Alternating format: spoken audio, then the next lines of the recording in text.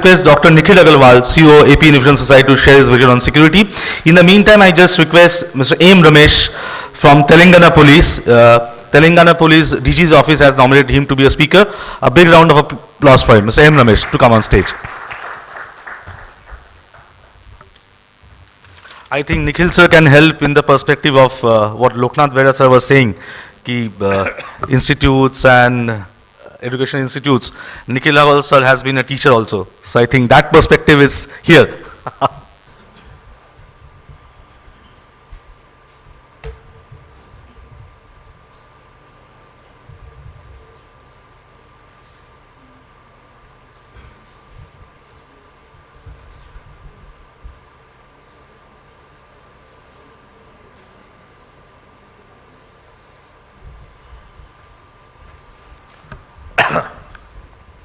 Show this map. Very good morning, everybody. Thank you very much. DG Kerala, sir from Container Corporation of India, friends and colleagues from secure domain, digital technologies domain, organizer from ELETS, who I know for quite many years. This is quite fascinating that we are having this conference in Delhi, which is not far from one of the most secured. This Delhi, of course, is one of the most secured locations in the whole country. The Prime Minister office is not far from here. In 10 minutes, you can reach the Prime Minister office. In 10.5 minutes, you can reach the Rashtrapati Bhavan. So all one of the most secured places, what we see. Delhi become a small fortress if any kind of event happens. So just to understand, what's the meaning of security? The DG Police just told you about that we need to feel secure. So meaning of security is just not the data security but also physical security. But data security is becoming quite prominent over a period of time. Recently I was exposed to certain security establishments as a part of World Bank delegation to Israel. And simultaneously I did some visits to Netherlands and UK to understand what is happening in security domain. So I'll share my experience with you. But before that, I'm sure some of you must have seen this map. So kindly spend 30 seconds in looking at this map. This very, very interesting map. It's called Nodes Security Map. It is happening in real time. So 1991, when the CNN started beaming in India, so I probably for the first time I looked at the CNN. The reason was we have never seen the live war. We have heard about 1971 war, we have heard about 65 war, but we have never seen a live war. So CNN was showing the Iraq war at that time, the Scud's missiles going from here and there, and the US is defending Kuwait. The first time we have seen that. And it was quite interesting, the middle of night, the missiles goes and live telecast of war on the TV. Now after 27 years since 1991, the missiles have changed. The structure of the missiles and the look of the missiles have changed. Those Scud missiles or nuclear missiles, they will never be nuclear war. Let me be assure you, because if we ever have a nuclear war, then we will not speak again.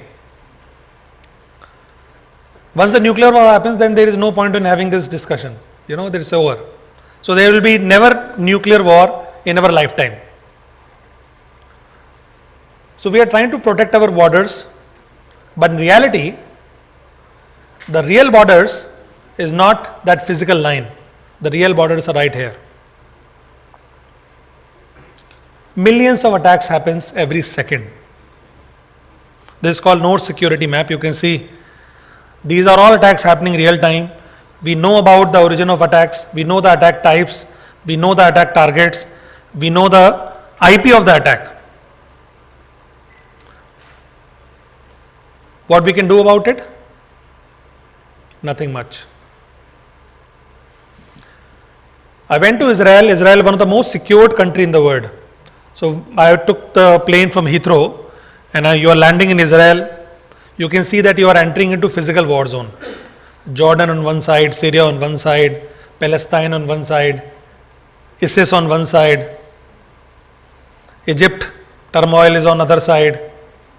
You know, you hear about in Russia the plane being shot, that you can see. So you are watching this and you are scared. In my British Airways plane, I was not watching the movie, but I was watching the map that, you know, what will happen. There is a real missile will come from the window and it will hit us. Somehow we entered Tel Aviv, and it is quite a scary situation. Despite of the fact that we are from India, Indians are normally not scary because we receive maximum number of terrorist threats in the whole world. But still, being Indian, being born and brought up here, I still feel scared. I thought, you know, this is really crazy where we are entering. Very secured location. We went there. We were exposed to some of the most critical infrastructures. I'll not share what kind of infrastructures we have gone, but one infrastructure we have gone, it's called utility infrastructure, which provides electricity to the entire Israel. There's one particular location. So, being the part of World Bank delegation, the benefit was all of was from the government. So, they took us to their command and control center. So, went to command and control center. It's like a NASA command and control center, screens everywhere, and you can see everything is happening. It's look like, you know, there's a space rocket which is being launched. And then we were talking to the head of the command and control center. He said, "Can you guess how many attacks we receive every day?" We say, we took a wild guess. We say 100,000 attacks a day. He said almost 1 million attacks per second. Million attacks per second. So candidly he said, I'm not scared about ISIS, I'm not scared about Palestine, I'm not scared about anybody, I can protect myself. But we don't know what to do. Can a 1 million attack a second, we are able to block it. Every second, every day, every minute we are blocking them. Imagine only one attack goes through. Just one attack goes through, the whole infrastructure will be dead. So in the entire day or entire year, when billions and trillions of attacks are happening on the infrastructure, just one attack has to go through. We went to a number of such places. We have seen the cyber security infrastructure where cyber forensic lab.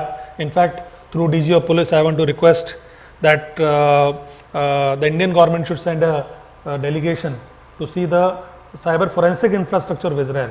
This is outstanding. When I came back, so then I had a conversation with some people in Delhi, and I requested, and we have seen infrastructure in Delhi, in central government, and of course in state, we are exposed to our state infrastructure. Our public infrastructure is a hacker's paradise. This is quite true. It's sort of an invitation, please come and hack us. We are ready. That has to change dramatically. Our dependency on information technology is so huge, and not only public infrastructure, but even private companies. Infrastructure is a paradise, is a heaven for hackers. Any low quality hacker from anywhere can hack us in no time. What is a saving grace is the infrastructure what we have with banks. But as everything, we go to our government secretariat, other places, they are not as secured as they should be. One day I met one of my very close friends who works for a very big company, almost one of the top business houses. So he is a key advisor to one of the richest Indian in the country. And he was sitting with me and we were having lunch together in Mumbai. So I shared this incident with him and I told him that, do you know what is the cost of a phone? He said, yeah, it's an iPhone 7 latest, 75,000 rupees. Okay, Manaka sir, give it to me. I'll sell it for 2 crores. He said, and he just got shocked. He said, why? Manaka, this is not an iPhone, this is your phone. Just imagine I have to crack one password, all your contacts are there. You are protecting your email through company server, but your email on your phone, anybody can click and open it. You download, by the time your company people will be alerted, your laptop is lying in a secured environment in a company premises. But what about your phone? It's right there. By the time you go to the restroom, your phone is off. Any small pickpocket can take up your phone. The cost of the phone can be run in crores. Imagine, just imagine. Your WhatsApp messages, your message, every single data is there. They have received very critical information about the company's strategy. The share price of that company can tumble in seconds. Billions of dollars can be lost. The whole economy can go in tizzy just because one phone is lost. It can be so bad. It can be really, really bad. We have to take it very seriously. 2017 should be not only digital India, we have started imagining a secure India. Digitization in Andhra Pradesh, just to share with you, we are one of the most digital states in the country. If you look at the website called etal.gov.in, the top state in e-transactions, still after bifurcation, is Andhra Pradesh. Millions of transactions happens every year. Telangana is number 2, and there are other states which are distant number 3. So if you put Telangana and Andhra together, we are the other state has to really catch up in terms of e-transactions. We are building up a huge infrastructure in terms of digitization. The Honorable Chief Minister says that every human being should be connected. Not every home should be connected, not every household should be connected, every human being should be connected. So recently we have, some of you heard about the AP FiberNet, and one of the conferences spoke about where we have put the fiber on the top of the electrical pole rather than digging on the ground. Now every home, every household is connected for 149 rupees, 15 Mbps per month. You can download unlimited movie, you can do voice calls, whatever you can do. So that infrastructure we are building up. So the dream of Prime Minister Narendra Modi of bringing digital India, I think in Andhra Pradesh we have done, we can say we are the first truly digital state, we are digital Andhra. Now that's a very proud moment for us. But at the same time that also scares us. What the DG just told us, that Microsoft CEO is interested in accessing our Aadhaar database. Now imagine Aadhaar database, somebody goes to Satya and say Aadhaar database is available in the CD. All the details are there. All the billion records which are you wanted, it is right there, and it will cost you some X amount of money. It is entirely possible. Same thing happen when every human being is connected. All your critical data is there on the cloud. All your data can be taken away. So it's becoming a great challenge for us day by day, every day. Now what we should do? Not just to scare you, but I try to discuss some remedial measures. What can we do? One of the things that we are proposing in Andhra is to set up integrated cyber security park. We call it cyber security industrial park, where it will be approximately 100 to 150 acres land we will set up in Tirupati, where the world top companies will be invited and to set up a place there. Now another challenge by law that we have, we don't have any government data on cloud, on Amazon cloud or Microsoft cloud or Yahoo cloud. One of the reason is by law that we are prohibited of having our physical data outside the country. That is as per the IT law. So we are requesting these companies to set up bases here. Then only we can transfer the data on the cloud. So all the government data is on their state data centers. It is not on the cloud. So we are requesting these companies to come and innovate here. In Israel, there is a small SEZ, it's called Beersheba Cyber Park. That exports more than $9 billion worth of cybersecurity software and equipment to the world. And that's fascinating. Israel is a small country with hardly any resources, is a completely dry and deserted land. They're able to do so much. Imagine in India what we can do. NASSCOM has recently predicted there will be $35 billion worth of cybersecurity business that will be there till 2025. Currently, if I am not wrong, we are into low digit of double-digit million or a triple-digit million. So there is a scope of doing more than $34 billion more of business in the next 7-8 years. But what we need to do, we need to build up those products here. I am a CEO of innovation, so a lot of companies come and say, sir, we want to innovate with you. Now, what is the innovation for them? Innovation is that they will bring some cutting edge technology from the West and they will retweak it a little bit and implement it in India. I said this is a reusable innovation. That innovation will resolve our small hanging fruits or problems. We'll pay you some money and you will solve our little bit of problem. You implement drone or you will do this, you will do that. But that's not provide jobs and ideas to us. We will not be able to build a product. We have $150 billion IT industry. How many products we are able to put in a word stage?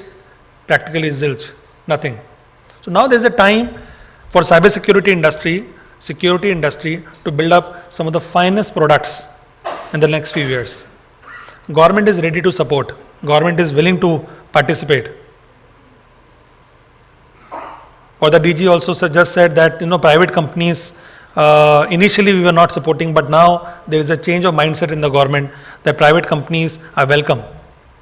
We are saying come to Andhra Pradesh, or any other person who is coming from other state will say come to that particular state and innovate there, work there. We will support you and we will become your first customer. But you have to showcase that it's a made in India product and you are able to resolve our problem. It can be built on any Western technology to start with. We know it's difficult to innovate right away. It can be built on Western technology, but ultimately the Indian ideas, Indian technology should come forward. We are innovating for all over the world. Whether it's Sundar Pichai or Satya Nadella, they are running $1 trillion organizations, $1 billion organizations, and they are our brains, they are our guys. We trained them. We trained in our own IITs, and then we exported them. And they are doing wonderful. There are a lot of people who want to come back. A lot of people who are already there, they want to contribute. Now it's time for $1 billion companies to come from India in security domain. And I think 2017 start is a very right time to have this conference. This is a great start for it. More than Digital India, we should start talking about secure India, that how we can make our India more secure, both from the terrorists and both from hackers. Thank you very much.